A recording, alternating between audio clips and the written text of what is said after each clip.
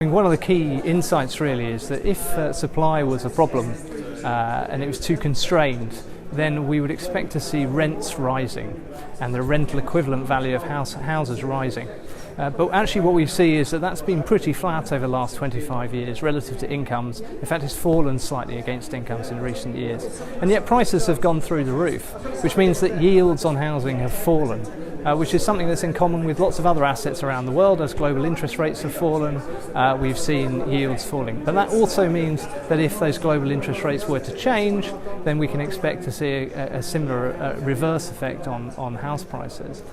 I think the main message is that there are many problems in the housing market, but they are not really related to supply. More supply is probably no bad thing, but it's not going to reverse. No plausible level of supply would reverse the huge boom in house prices that we've seen over the last 20 or so years. And so if we want a solution to that, we need to look at the financial sector and what's happening there, because that's where most of the action is in terms of pushing up house prices. We have a bit of a policy trilemma.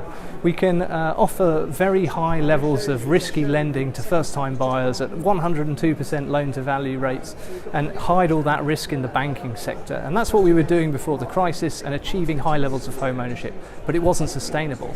And so home ownership essentially fell, and we started to regulate high loan-to-value lending much more. And that has resulted in much lower levels of home ownership today than we had 10, 15 years ago.